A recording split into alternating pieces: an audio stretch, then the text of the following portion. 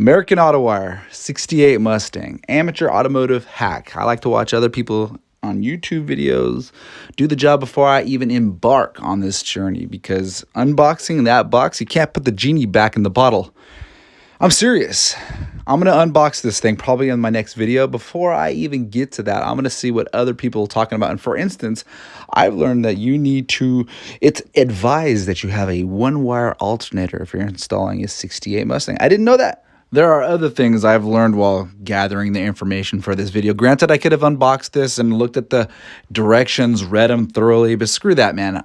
Why not watch other people's mistakes, watch other people's advice, and have that all ready before you even cut the tape on that box. The purpose of this video is to gut the car, prepare it before I even get a look at a brand new wire inside of this box. I want to know where all the wires are going, where they're coming from, whether it be a reverse switch, a blinker light, headlight, tail light. I want to be able to see where all the harnesses and the old fuse boxes, where they all go, and I'm going to be documenting it via this video. So let's get started. There's probably going to be a part 2. In fact, guaranteed there's going to be a part 2.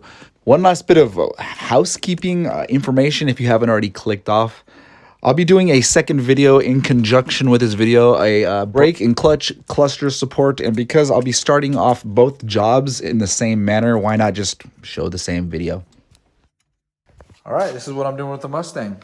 I removed the seat from the underside of the car. I don't need to explain how to do that, all to gain access to the clutch and brake pedal. It's late Saturday night, almost wintertime. I'm battling the winter frost, all because this is at serious risk of coming undone from the pivot point on the support. And if that happens, my life's in danger. The brake, the clutch.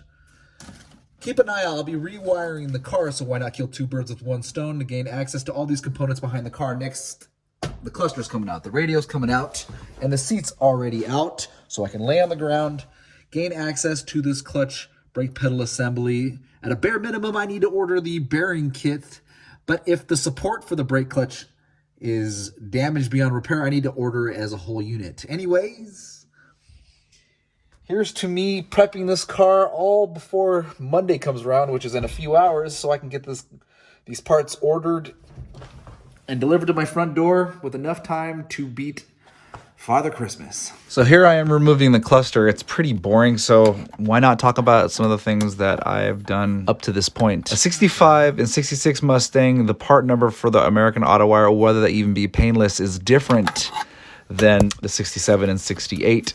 Nonetheless, I like to go look at the 65 and 66 Mustang, how the guys are rewiring the cars, because I want to see some of the tricks that they use. A lot of the connections are different, but hey, they're close enough.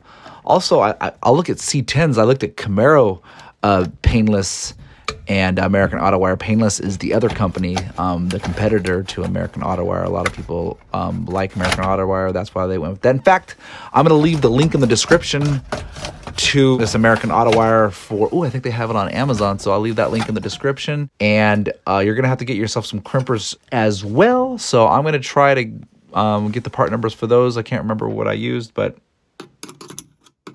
unscrewing that. Go ahead and leave that.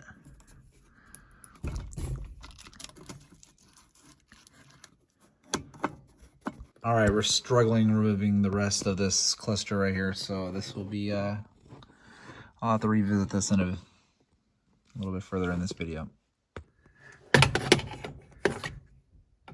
3/4, trying to loosen up the back end of the Speedo. Just got done unscrewing the back of the Speedo. That comes a little bit further out so we can start disconnecting things. All right, so here I am removing all the wires from the back side of the cluster. Let me make it wider. And I'm making a video of this. I recommend that you make a video of this too, because there's no way in hell I'm gonna remember all these wires. Now, I'm not reconnecting these wires, but for future reference, as I rewire this thing, I wanna see the similar plugs from the American Autowire kit that I got. So I'm just going to disconnect everything, and hopefully this video, as I post it and save it, I can remember how a lot of these components, these wires, are wired in to the backside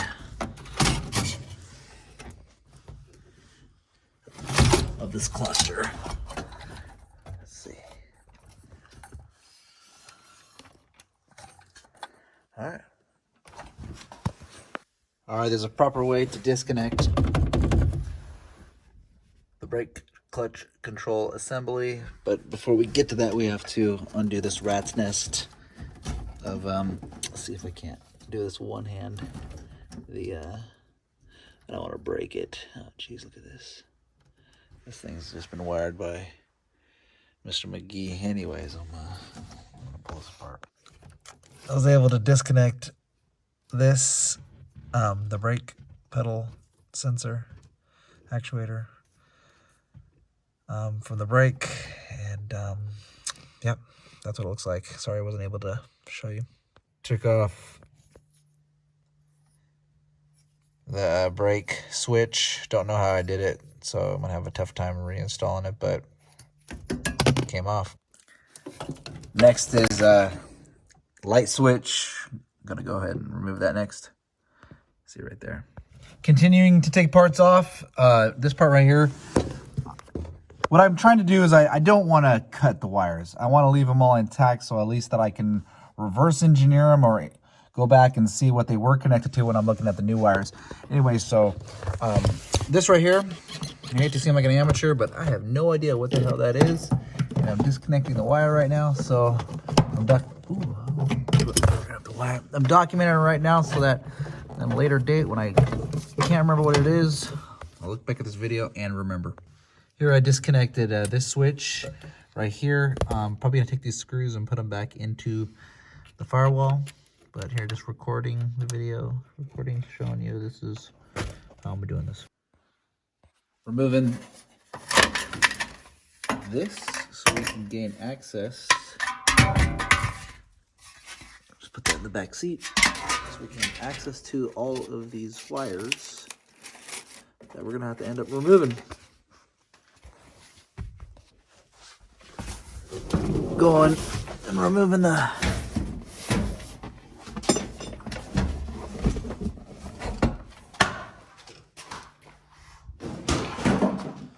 seat.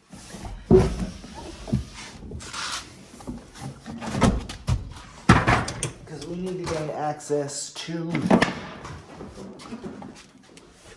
the back. Oh man, look at that. It's just oh yeah, that's beauty right there. Anyways.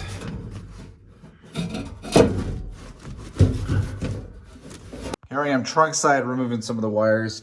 And I got this wired for Europe so that the reverse lights can be the indicator lights. So I guess that's gonna be kind of easier now. So now I just disconnect this wire and keep following the wire so I can remove them.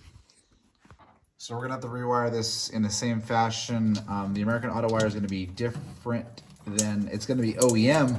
And this has been redirected from the brake light, which is the turn signal, to using the reverse light. So this is the reverse light wiring, and they spliced it here. So I'm just recording it so that we can reference back and look to see how it was. Here's the new wiring, the shiny stuff. Here's the old wiring. It looks like, gosh, I'm trying to see what they used. Okay, look at that. And then they wired it to that plug right there. I'm trying to disconnect everything from what unit they're connected to instead of cutting it, but it looks like from this left brake light, I'm gonna have to cut it so I can free this wire. I might do it, you know what, that's what I'm gonna do. I wanna take a piece of tape, blue tape, and write on there what it is. Good thinking, Steve. Came back to it in the daylight, so you can see the wire's a little bit better. We have, we got orange. We've got this black one, which the black one went to the turn signals. We'll find out if that's accurate later on because the American Autowire has all the wires labeled. We got this green one here, which comes to this switch. They went to the turn signal. So we're gonna cut these, which look at it. So it went through to this side. Oh, so this light's hanging out. So we're gonna need to put this light We're going to put this light back in. Secure that a little bit better. We'll secure that a little bit better, but we'll disconnect and cut some of these wires so that, yeah, we can come back at a later date and see where all of these go through. So hopefully I'll be able to record these and see where all these go to. All right, let's see if these wires come undone. Oh yeah, they're coming.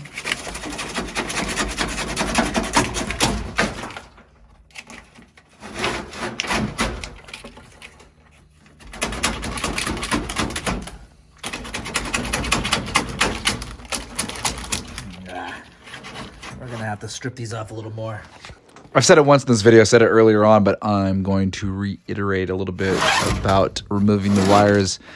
It is probably not so wise to just cut it all out, use dikes and just diagonal cutters and just cut the wires out. It would probably be a little bit wiser to leave the connections, the adapters all intact. On my 65, that's right, I'm rewiring my 65, I just pulled off, I ripped all the wires out.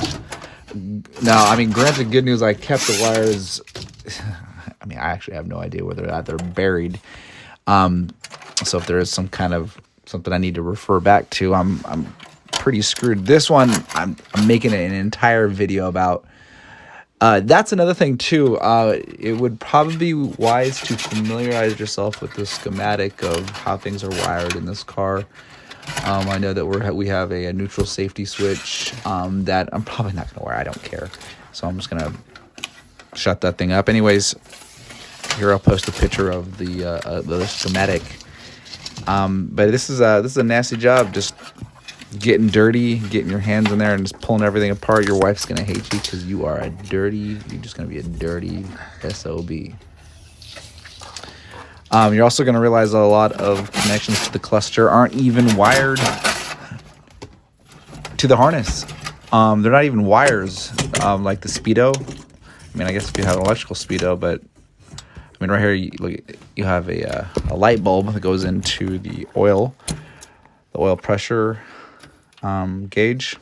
All right, we got this nitrous button right here, and we're going to, it goes to this yellow wire, which we are going to cut, and then this black wire goes to this white deal, so we can identify it. We can identify that later on. Disconnected the windshield wiper motor from this. I didn't get it on video, but here's after the fact. I really want to take this out in an organized manner, keep all of the important parts. I didn't want to cut any of the wires, but in some circumstances that just was unavoidable. Also, when I put the new wiring back together, I'd love for it to all go back in the same spot. I disconnected that from the top of just above the firewall. I don't know if you can see it, this plastic bit right here.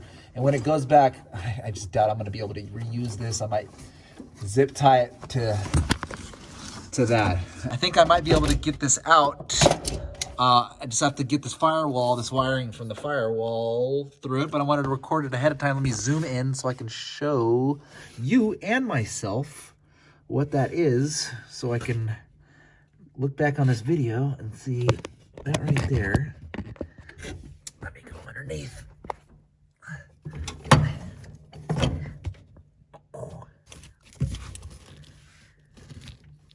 That right there is what I'm going to remove in the hopes of getting that support. See, the support's kind of going against it right there. It's kind of hitting against that. So I'm going to remove that wiring and see if the support comes out. Get the hell out of the way.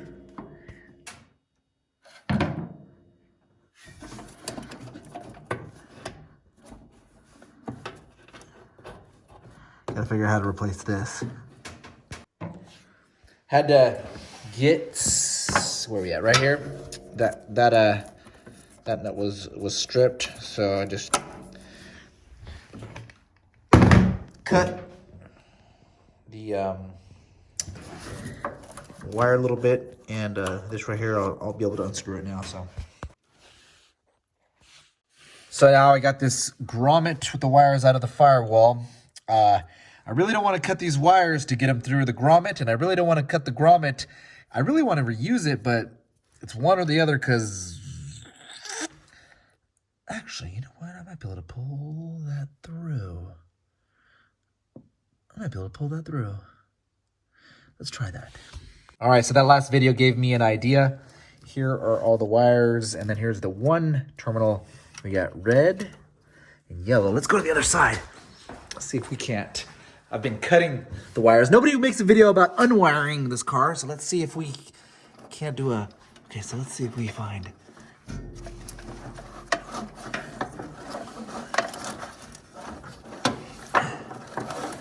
Okay. I'll be back. Here I made the decision to cut the wires from this firewall harness to save this grommet because it's going to cost me an arm and a leg. I didn't want to cut this grommet, so now I'll see if I can put all the new wires through that. Better save that actually. And now I'm going to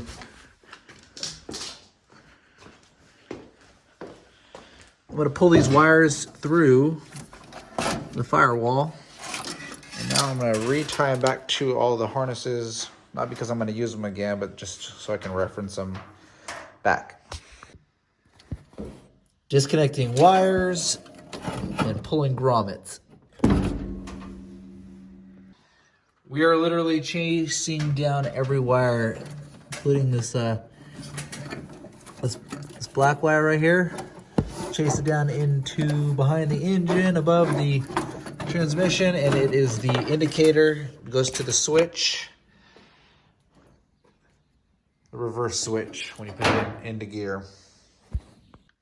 Next on the list of disconnecting things, we're about ready to take out this. Oh yeah, it's coming right out. Fuse box. So that's out. Never going back in. Here's the door switch light, and this is the last two that I have to disconnect. So instead of labeling that, I'm just making a video about it.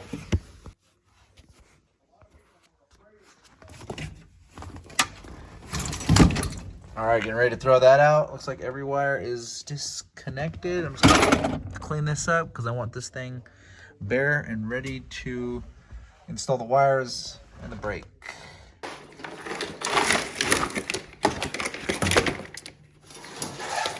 So it's the next day here and we're removing wires and stuff. I'm disconnecting these lines from the heater on, so I'm removing that, but that's how it looked, and then went under there. After I've finished up with the firewall and removing all the wires in the firewall, now I'm removing the wires all here in the engine bay. So I'm starting with this. I've already disconnected it from the alternator, and I've labeled it alternator unsolenoid because I'll be removing that next. So I'm going to try to do that with the rest of the wires. Disconnect it, remove it, and label it best I can. All right, so we have the wiring harness, the engine bay wiring harness, almost ready to come out. We've labeled all the lights, actually minus the headlight because I lost the connection. It's somewhere in there, but it's the one light that isn't connected. Here, we're going to disconnect it from all the rest of the components. Let's do this.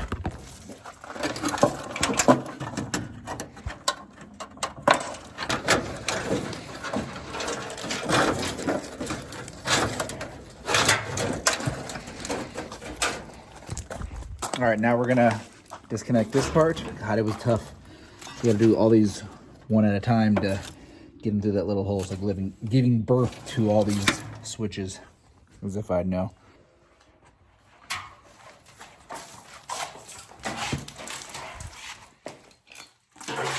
All right, this is the end of the video. In the next episode, I'll be insulating it using high quality electrical tape, something I didn't even think I really needed. I was just going to use the cheap stuff from Amazon, so I decided, you know what, let's research the top brand and use that. So find out what that is.